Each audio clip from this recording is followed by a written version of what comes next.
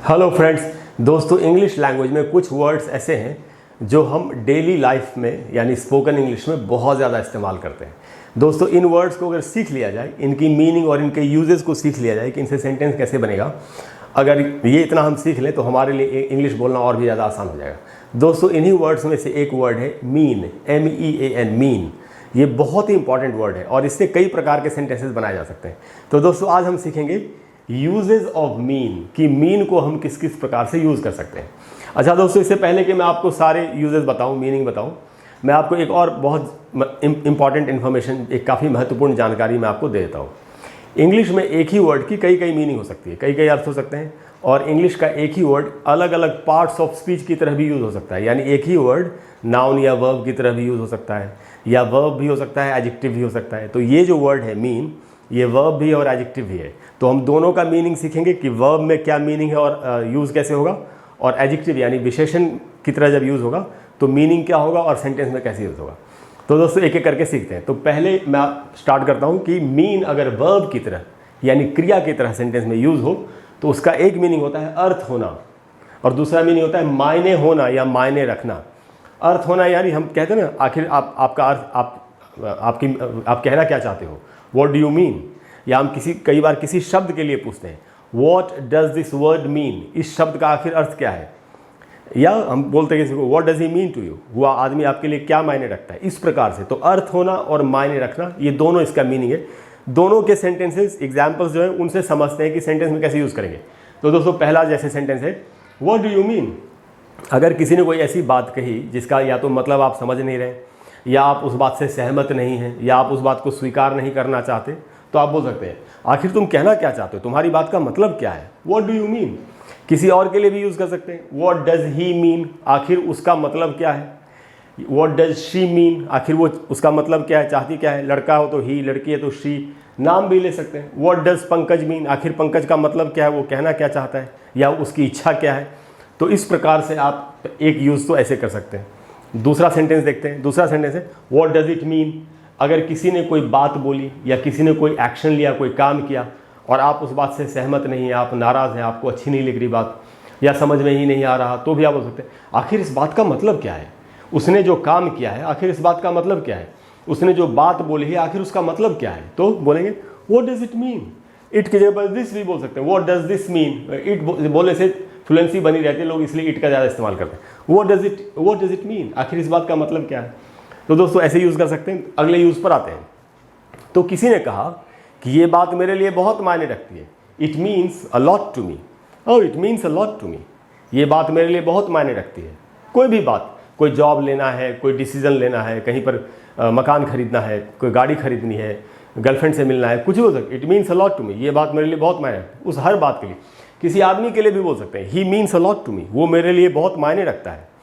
अच्छा दोस्तों, अगर बोलना हो कि ये बात मेरे लिए कोई मायने नहीं रखती, अरे मुझे कोई फ़र्क नहीं पड़ता, तो भी सेंटेंस है, it means nothing to me. ठीक है, जो भी चीज़ है, अरे यार मुझे इससे कोई फ़र्क नहीं पड़ता, ये बात मेरे लिए कोई मायने नहीं रखती, it means nothing to me. तो ऐसे ही बोल सकते हैं आप। नहीं तो दोस्तों, अब किसी के लिए पूछ रहा है किसी और से कि वो आदमी तुम्हारे लिए क्या मायने रखता है। मानते कोई फ्रेंड है आपका, और आपने देखा किसी और से बात कर रहे हैं, आपको थोड़ी जलन हुई, आपने पूछा वो तुम्हारे लिए मायने क्या रखता है, इतना घुल मिल के बात करने की क्या ज़रूरत है। तो आप बोल सकते हैं, what does he mean to you. ये अक्सर हस्बैंड वाइफ, गर्लफ्रेंड बॉयफ्रेंड में लड़ाइयाँ होती रहती, what does he mean to you, आखिर वो तुम्हारे लिए मायने क्या रखता है।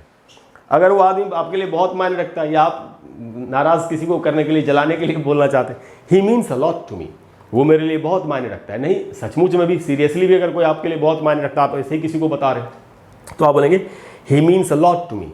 किसी बात के लिए बोल सकते हैं, इट, ही की जगह पे इट लगा देंगे, it means a lot to me, ये बात मेरे लिए बहुत मायने रखती है।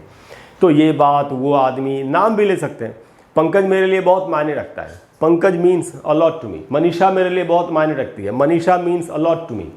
ऐसे बोलते हैं दोस्तों, she means the world to me, मेरे लिए तो वही मेरी दुनिया है। आप किसी को सामने से बोल सकते हैं, you mean the world to me, याद रहेगा आपको।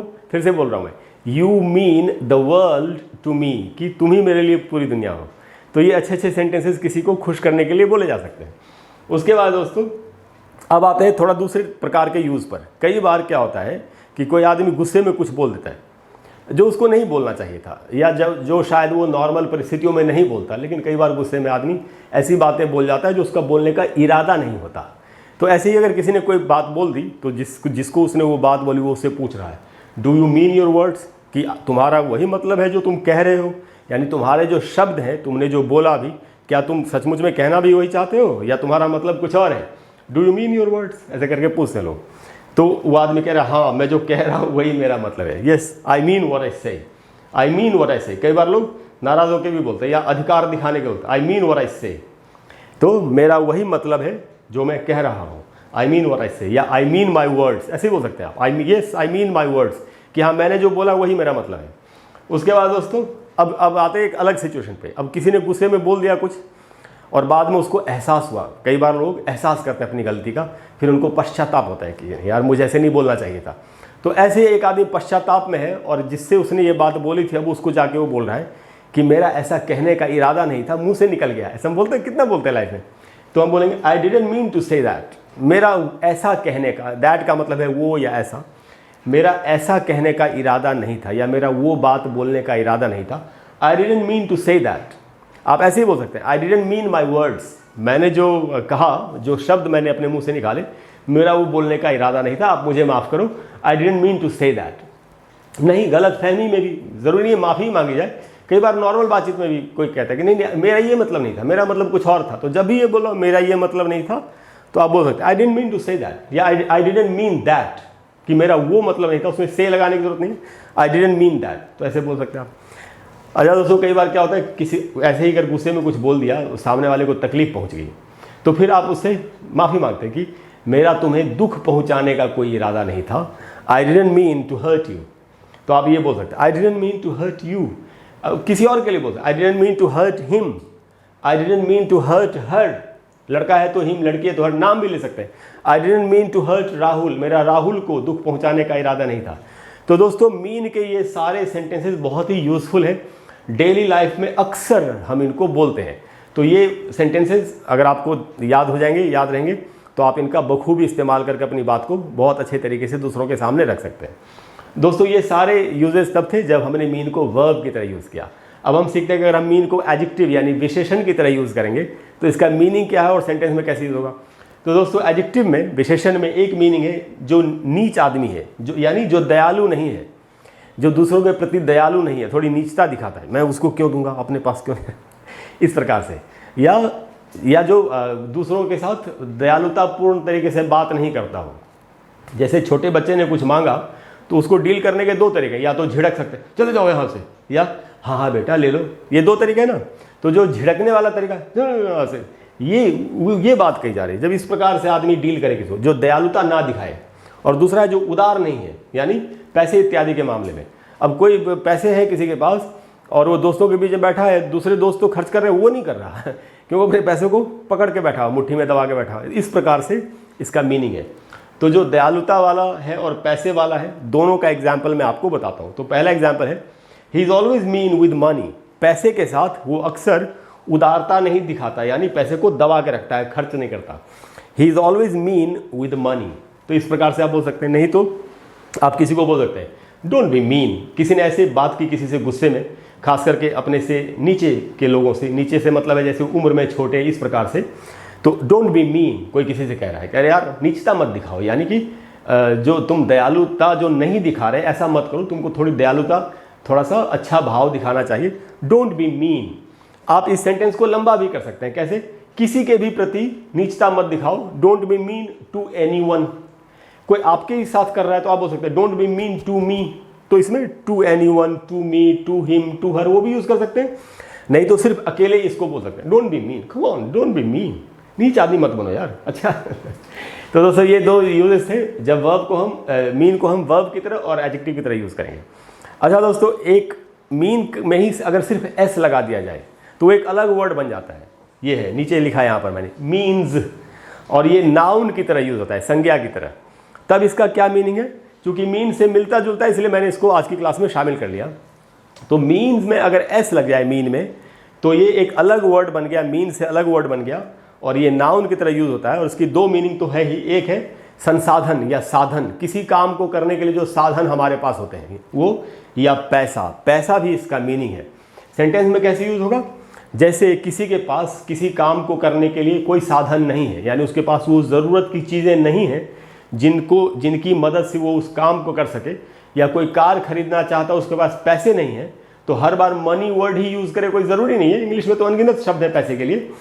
तो कैसे इस बात को कहा गया? I don't have the means to do it. I don't have the means to do it, इस सेंटेंस का दो मीनिंग हो सकता है, संसाधन वाला भी और पैसा वाला भी। कैसे? जैसे मेरे पास इस काम को करने के लिए साधन नहीं है, जो संसाधन चाहिए वो मेरे पास नहीं है, ऐसा कोई कह रहा है। I don't have the means to do it. नहीं तो किसी काम को करने में पैसे लगने वाले हैं और उस आदमी के पास पैसे नहीं, तो वो कह सकता है इस काम को करने के लिए मेरे पास पैसे नहीं है। I don't have the means to do it, यहाँ मीन्स का मीनिंग पैसा हो गया, और पहले वाली बात में मीनिंग में इसका मीनिंग साधन या संसाधन हो गया। तो दोस्तों इसका दोनों ही मीनिंग है, साधन या संसाधन, और मीन में जब हम एस लगाएंगे तब ये नाउन की तरह इस्तेमाल होगा। तो दोस्तों मैंने आपको सारे यूजेस बता दिए, मीन को वर्ब की तरह कैसे यूज़ करेंगे, एडजेक्टिव की तरह यूज़ करेंगे, और जब इसमें एस लग जाए तो ये अलग ही वर्ड बन जाता है और तब ये नाउन की तरह इस्तेमाल होता है। मुझे उम्मीद है कि इन सारे वर्ड्स को सीख के, ये सेंटेंसेस सीख के आपको इंग्लिश बोलने में और भी आसानी होगी। अगर आपको आज की क्लास अच्छी लगी हो तो प्लीज़ वीडियो को लाइक और शेयर करें और चैनल को सब्सक्राइब करें। इसको अगर आप शेयर करेंगे तो आपके जितने भी फ्रेंड्स हैं, रिलेटिव्स हैं, उनको भी इसका फ़ायदा पहुंचेगा और उनको भी इंग्लिश बोलने में और भी आसानी होगी। दोस्तों रोज़ हम एक साथ मिलते हैं और मैं आपको 1 या 2 वीडियोज़ रोज़ बना के देता हूँ। मुझे उम्मीद है कि अब तक आपने काफ़ी प्रोग्रेस की होगी, आप मेरे वीडियोस रोज़ देखते हैं, मेरे साथ इतना टाइम बिताते हैं। Thank you very much. अगले वीडियो में हम मिलेंगे और फिर हम एक नई चीज़ सीखेंगे। इसके अलावा दोस्तों, जैसा कि मैं अपने हर वीडियो में बोलता हूँ, अगर आपका कोई सवाल है, कोई डाउट है जो क्लियर नहीं हो रहा, चाहे वो वोकैबुलरी का है, चाहे वो ग्रामर का है, चाहे प्रोनाउंसिएशन का है, तो आप नीचे कमेंट बॉक्स में लिखिए, मैं आपको एक वीडियो उस पर बना करके दे दूँगा। 2-3-4 दिन का टाइम लग सकता है क्योंकि मेरे पास बहुत सारे वीडियोज़ हैं बनाने के लिए, लेकिन मैं आपको वीडियो दूंगा ज़रूर। Thank you very much. I will see you soon. Bye bye.